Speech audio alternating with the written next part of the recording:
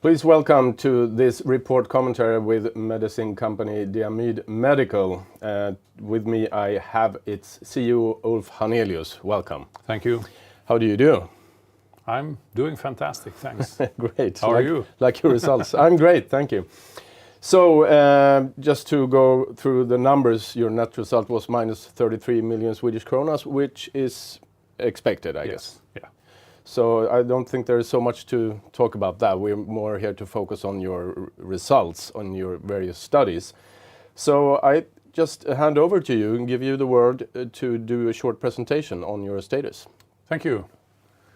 So I will give just to start up a few seconds about what our company is doing for those who are new listeners, and then I will also give highlights around the most interesting parts of the quarterly report today and the CEO comment. So Diamyd Medical, we are a Swedish publicly listed biotech company focusing on diabetes and especially autoimmune diabetes, where we have a phase 3 program ongoing now with our lead asset, which is also the first ever precision medicine phase 3 trial in autoimmune diabetes or type 1 diabetes.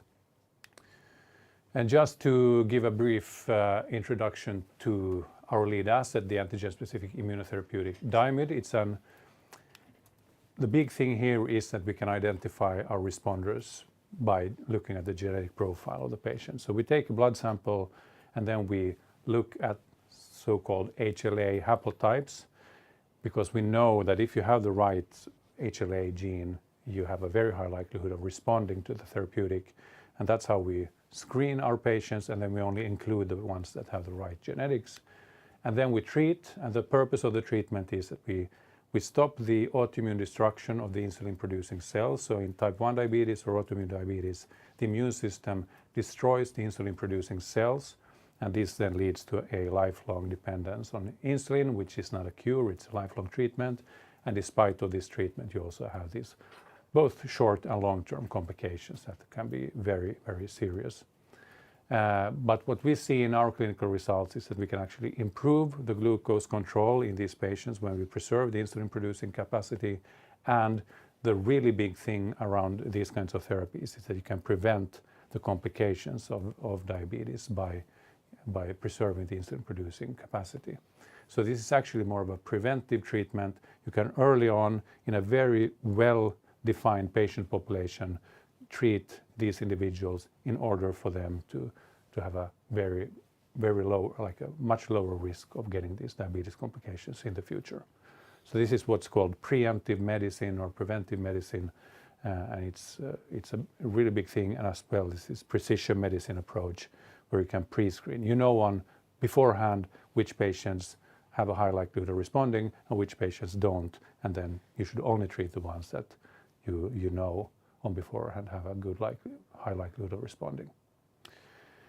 And like we say in the quarterly report, given that we are now in phase 3 and it's based on quite solid results both from a large-scale retrospective analysis and a prospective clinical trial where we very clearly see which patients respond and which patients don't respond, we are now getting more and more questions from potential partners around the commercial potential and the commercial program. How do you commercialize this?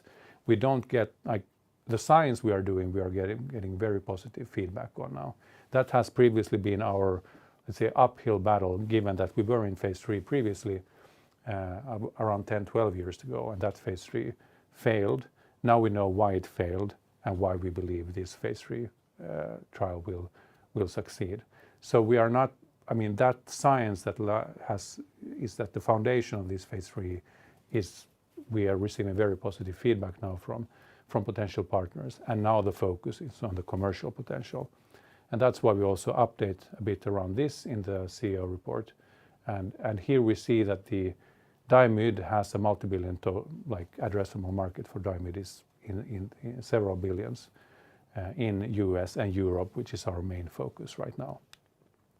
And we know that in the world we have around more than 500,000 newly diagnosed type 1s every year. This is from the latest statistics from the IDF report, which is the International Diabetes Federation, where you can actually show that it's more than half of the patients in the world that get type 1 diabetes are adults. Previously, the statistics have been more focused on children, adolescents. We haven't had really good statistics on adults.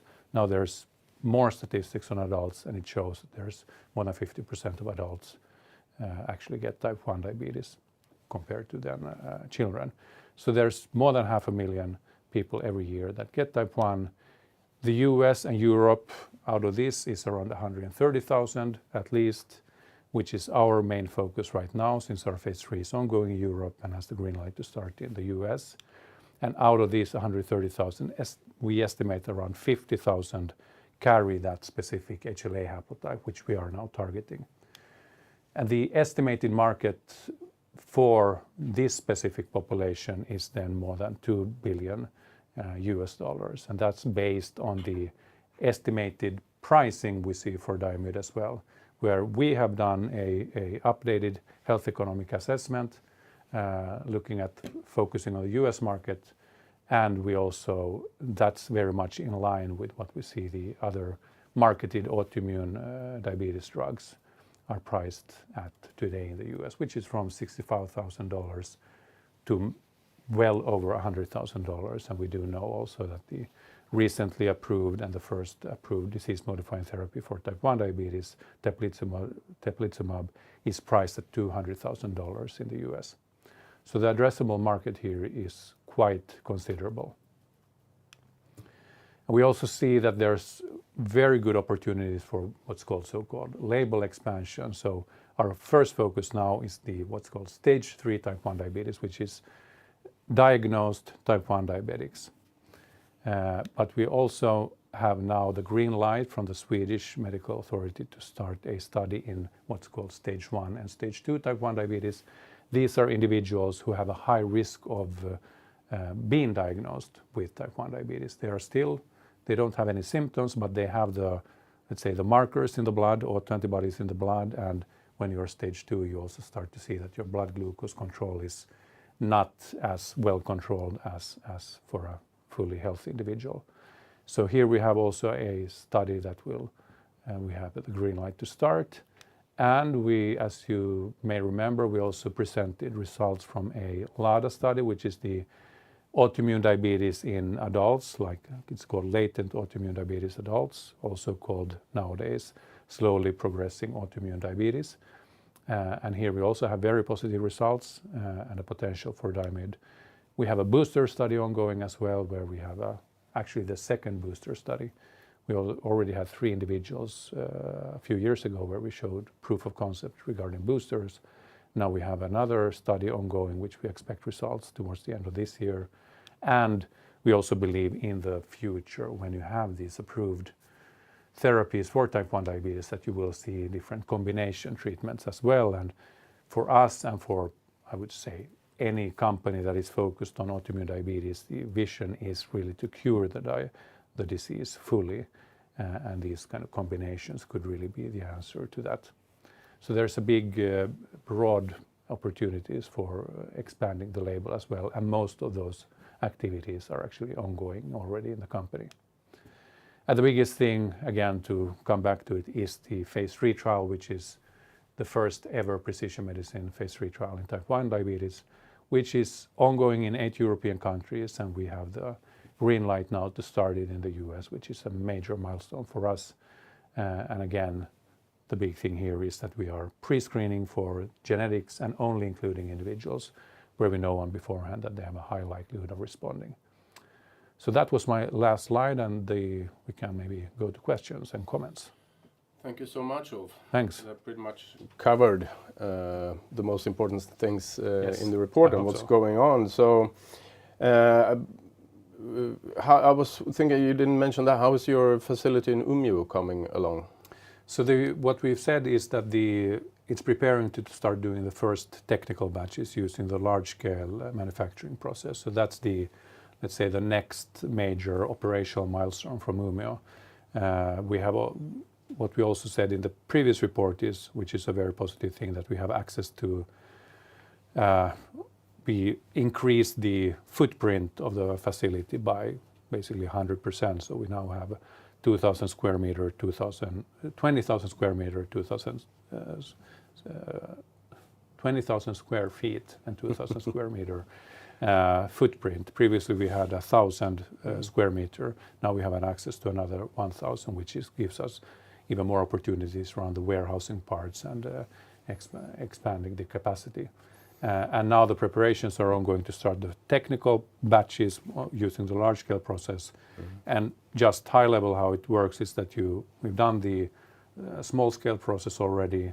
Now you expand up to the large scale, and then you start first doing a few technical batches to check that everything works as it should and fix any problems if you find them. And then when you go from the technical part, you go into the validation part. You do validation batches, which we then expect to do later this year. And the goal is to have the facility up and running in 2023. And the purpose of the facility now, the main purpose is to produce the active component of Diamyd, so the antigen-specific therapeutic, which is then the GAD protein, for upcoming clinical trials and for commercialization as well. Then there could be very well possibilities to do other things as well, since it's a biomanufacturing facility. So when you're going onto the market, you will be able to handle the volumes needed? Yes, that's. We will know the full capacity once we have done all these large-scale batches. But since from before, when we've done manufacturing, we do know approximately the yield. So this facility should be able to serve at least the first years on market fully, globally. Then we believe in the future, at some point, there will most likely be a second or maybe even a third facility in the world from a logistics perspective, and which is very common to have. But this single facility, given that we only use 4 micrograms of the protein per injection, has the capacity to actually serve a global market. All right. If we go back to the US and the FDA decision to give you green light for Diagnode 3, when do you expect clinics to start recruiting patients? Well, we haven't said anything publicly. We avoid estimating anything publicly because then you sort of set the expectations and you don't really know exactly how long it will take. When we got the hold in the US, which is a bit more than a year ago, we already had started activities to start setting up clinics. Obviously, all of that work was put on hold. Now we ramp up everything again, but it will take some time. So I won't say anything officially. It's just, it won't happen tomorrow. It does take time, but the big thing is that we can actually start in the US now. It's important both from a commercialization perspective, and obviously the aim is to have the phase 3 will serve as the single pivotal trial for a marketing approval, both in the US and in Europe. And definitely if you can have US clinics as part of the trial, you can gather US data. That's the most important thing. And from when you start the study, how long does it take until you have results? Currently, our timeline is that we will have top-line results, so around in 2026 towards the end, and then we will see. Obviously, it all depends on the recruitment pace, which is we expect around 2 years of recruitment, but we will know once we have all clinics up and running and all clinics are recruiting patients, that we can do a proper estimate of the recruitment pace and any other activities to speed up that as much as possible. Then we will know more exactly when we'll get it. But the last patient into the trial will then be followed for 2 years. It's a 24-month follow-up, and then you have database lock, and then you do you can. We have an interim analysis in the trial as well. Currently, it's designed as it's called a blinded interim analysis, where you look at basically data variation without knowing who got active, who got the placebo. But that's to see, does the data variation look as expected based on our previous data? And there it gives an opportunity that if it could look a bit different, we can always add a few more patients into the trial to maintain a high statistical power.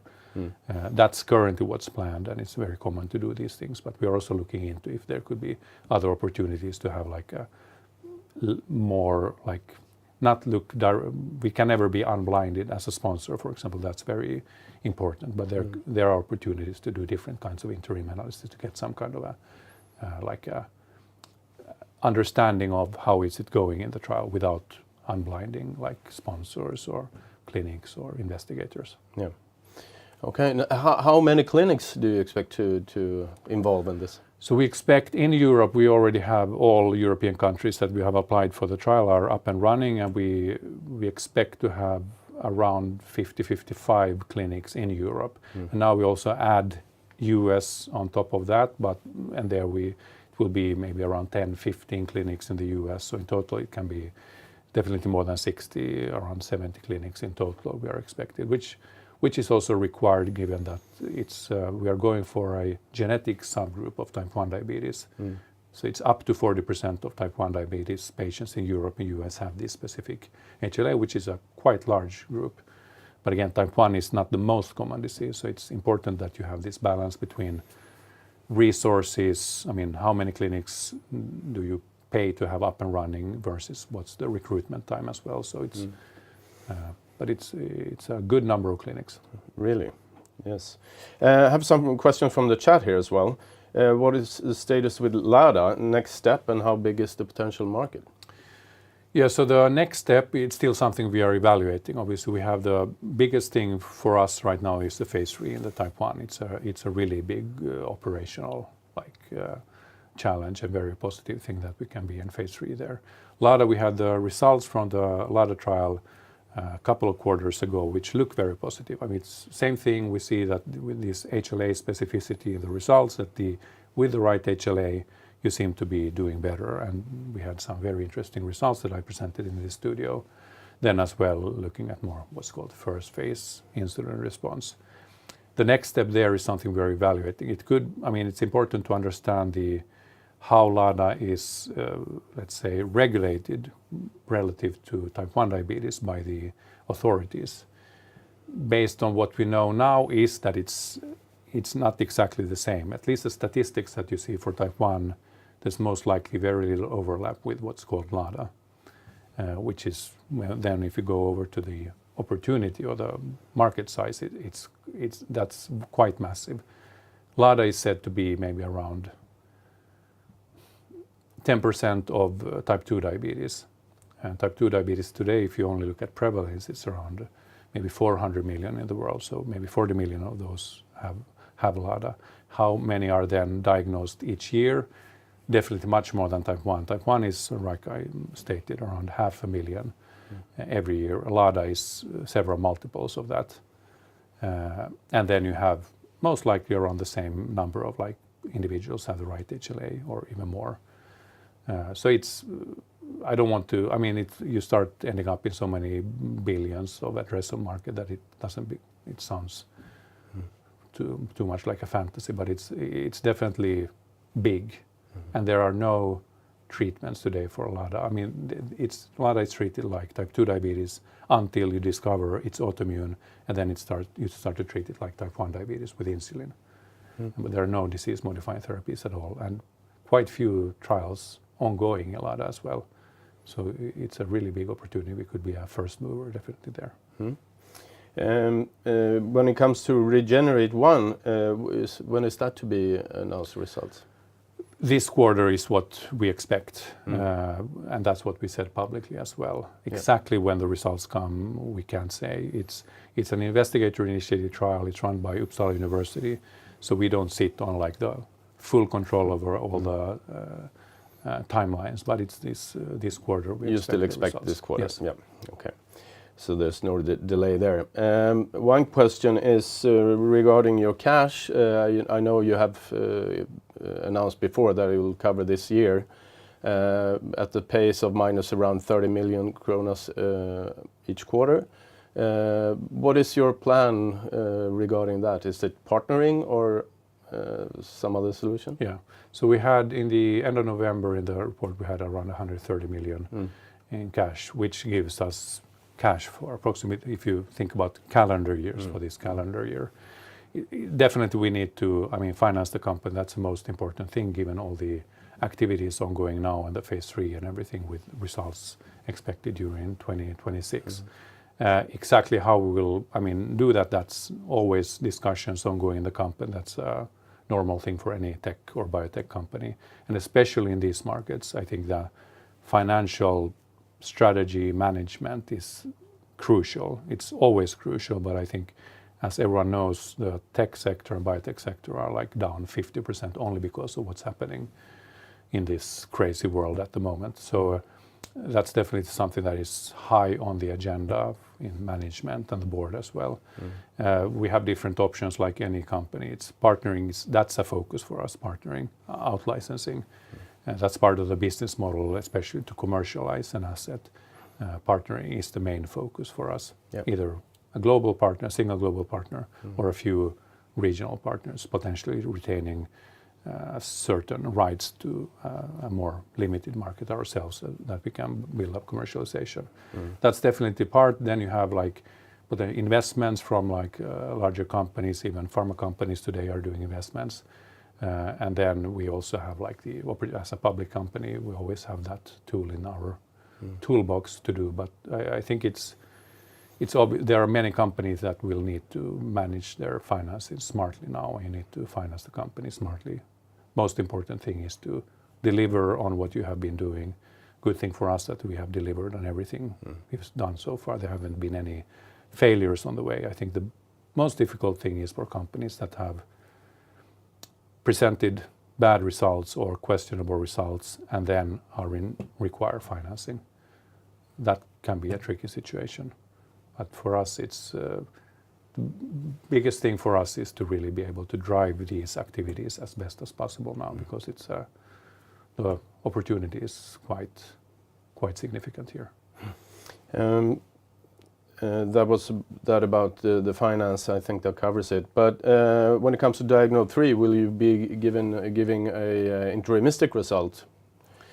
That's what I talked about. We have this interim analysis today design, which is more of a blinded one. That you want, based on those kinds of analysis, you don't get a feeling of exactly how the results in the trial.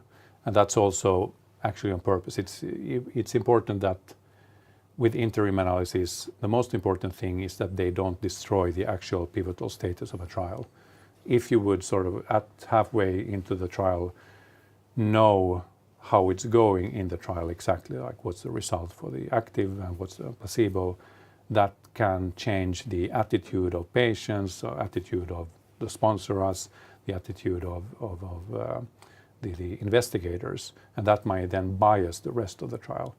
That's why, that can't happen. That's very important. That's what the authorities also say, because you need to adjust your statistics and all kinds of things. And so if you do an interim analysis, you need to do it the correct way. We have an interim analysis today that will give us an indication of the data variation, and we can increase sample size if required. But we are looking into if we can get some kind of other interim analysis as well. In that case, you would get some kind of an indication on how it's going. But again, the most important thing is that you don't compromise the trial, because we now have a trial that is designed based on very solid data, and it's pivotal, and then you don't want to mess with that. But we are looking into these things, obviously. Yeah. So what other major milestones do you expect during your fiscal year 22-23 that ends in November? Exactly. Yeah. So, well, we have these short term, we have the Regenerate 1 results, which will be very interesting. We haven't talked too much about that program because most of the focus in the company is on the Diamyd. And we had very interesting data from the early part of the Regenerate 1 trial, the dose escalation, where we could see surprisingly about that it protects against hypoglycemia, so very low blood sugar episodes. If we will now see if we can replicate that, or we can see some indications of regeneration of insulin-producing cells, and if we can see that, that's a really big thing. We have on purpose not wanted to hype up this thing because we need to focus on Diamyd, but that's definitely a big bonus for us if we can see something there. Then we have operational updates. We have the green light to start the prevention trial in stage 1 and stage 2 individuals So these individuals who are at a high risk of getting diagnosed with type 1. Then we have the booster trial ongoing, which we expect results later towards the end of this year. We have Umeå, obviously, it's a major thing as well for us to, like, we are building our own biomanufacturing facility. It's quite a big thing, which will, I mean, have quite considerable value for us also beyond GAD manufacturing. Trying to remember, there are so many things ongoing in the company, but these are the most important things. And obviously then the phase 3 we are like expecting when we initiate the US clinics and all these kinds of things, and then major recruitment milestones and upcoming. So it's quite a lot of things ongoing. It sure is. Milestones. That was all the questions I and the audience had for you today. Thank you so much Thank for you. presenting this, and wish you best of luck going forward. We are really looking forward in following it. Thank you so much. Thanks. Thanks.